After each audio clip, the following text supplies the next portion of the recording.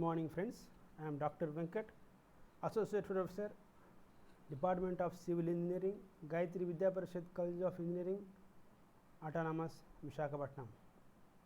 I would like to explain what is the response for damped single degree freedom system for harmonic vibrations. So, harmonic vibration meaning by there is a force applied onto system with a certain frequency. So, if you look at the equation of motion obtained is mx double dot plus cx dot plus kx equal to p naught sin omega bar t.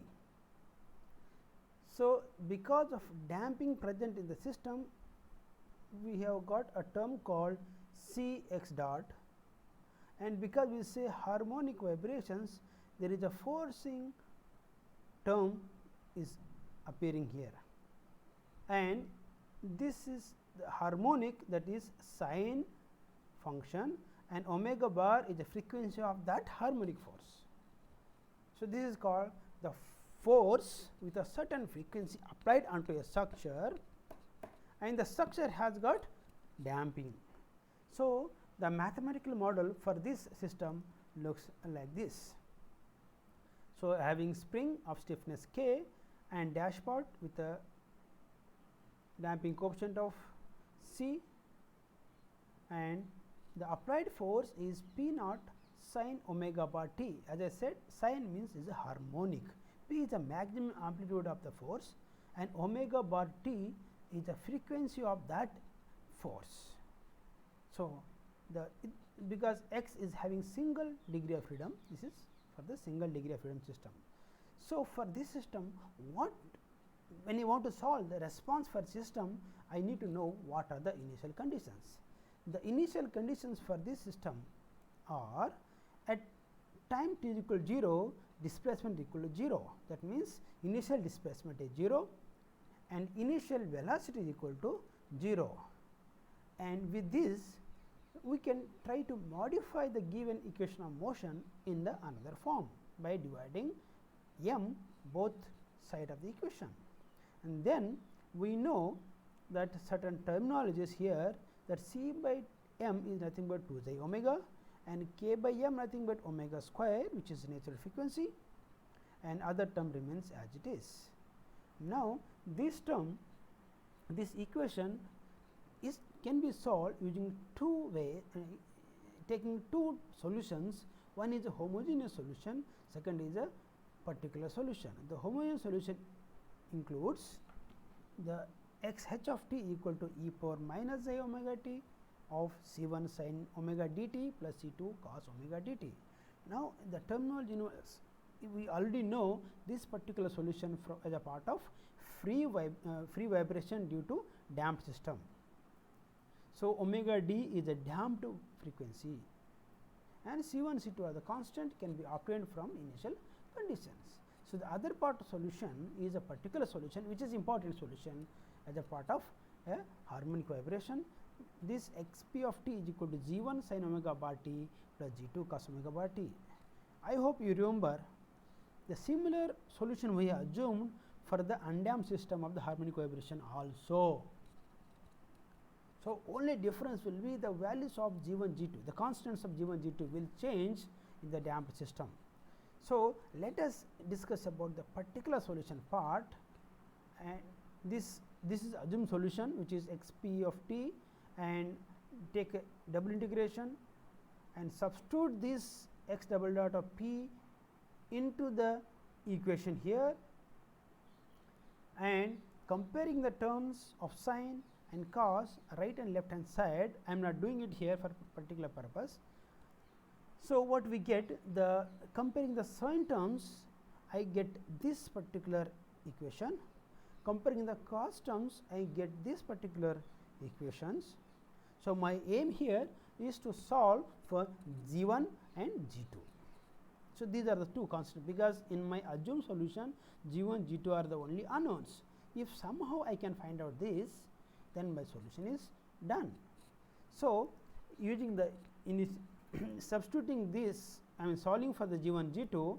So, what I get, before going to the substitution, I need to simplify my equation by substituting omega bar by omega. Omega bar is a forcing frequency, omega is a natural frequency. These are called frequency ratio, I term as beta, and C by m, as we already know, that 2 xi omega.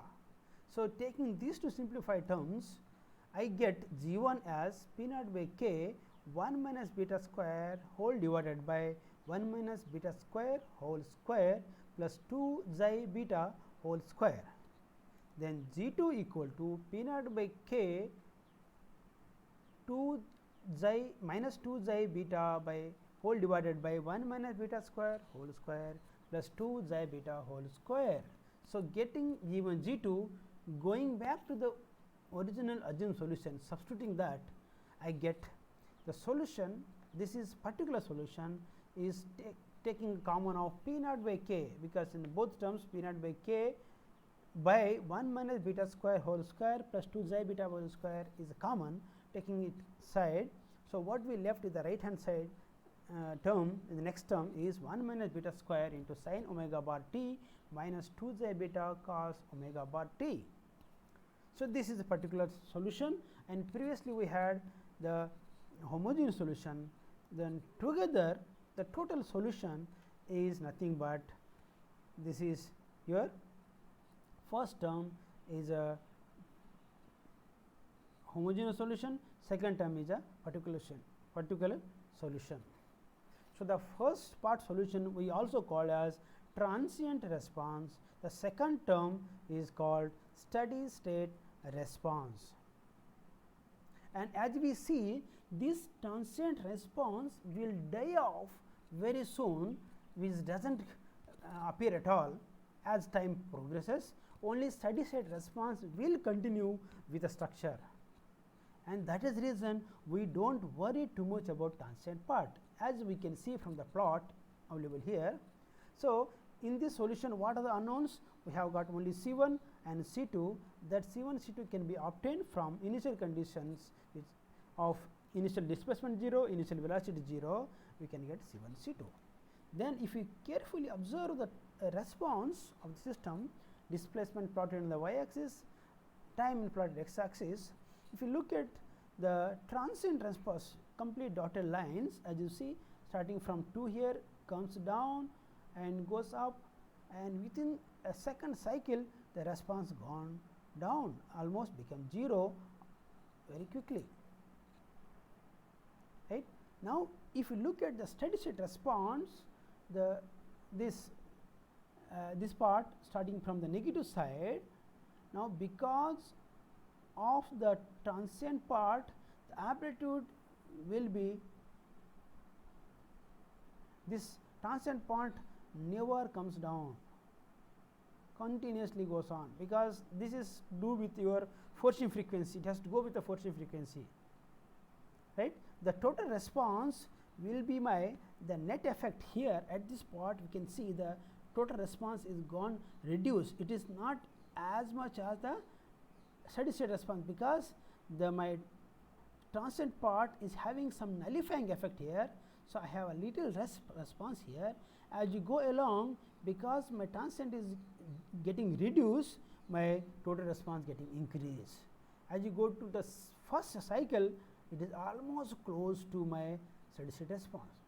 The total response, steady state response are close each other, and go to the second cycle, it is same.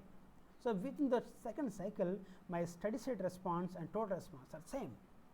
That is reason whenever it is asked to find out the response of the harmonic vibration for the damped systems, we neglect the transient part. We proceed with a steady state response only. So, after third cycle onwards, we see only the total response, which is nothing but my steady state response. So, now if you try to take the steady state response, because we said transient response has no meaning, unnecessarily complicating my solution. So, I take only the steady state response, and further simplifying the steady state response given there, taking a cos theta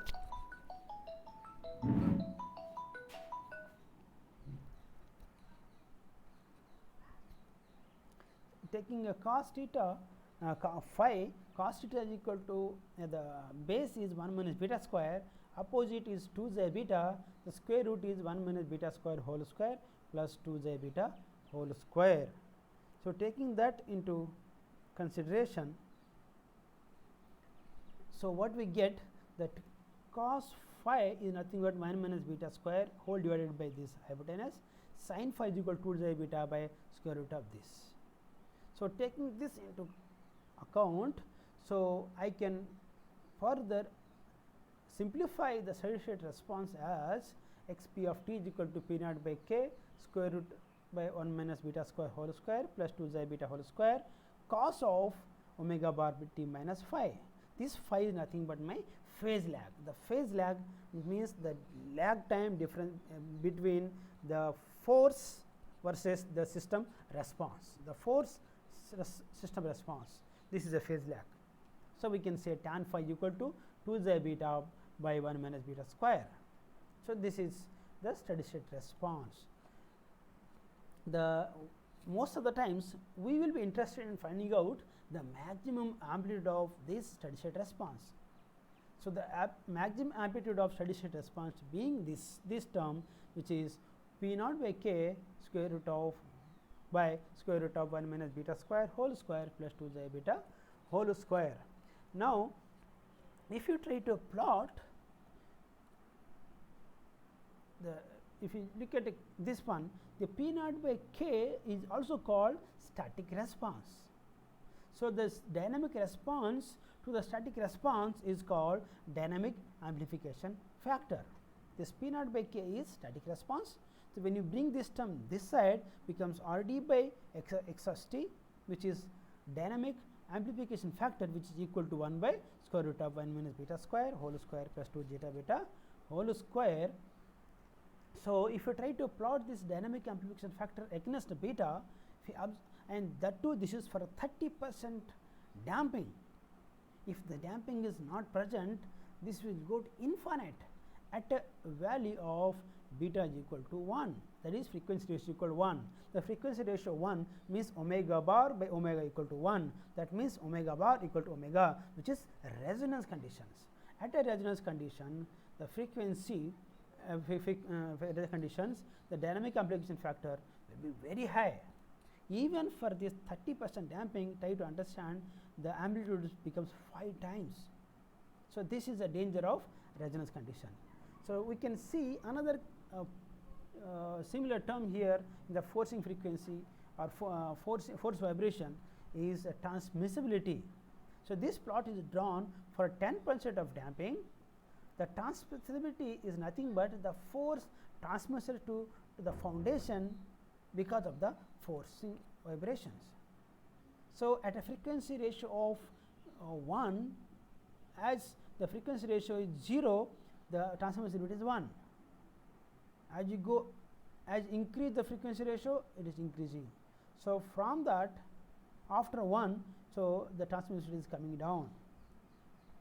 So, we recommend the transmissibility always less than 1, otherwise the lot of force is transmitted onto the foundation or a structure, which is not good for the part of a structure.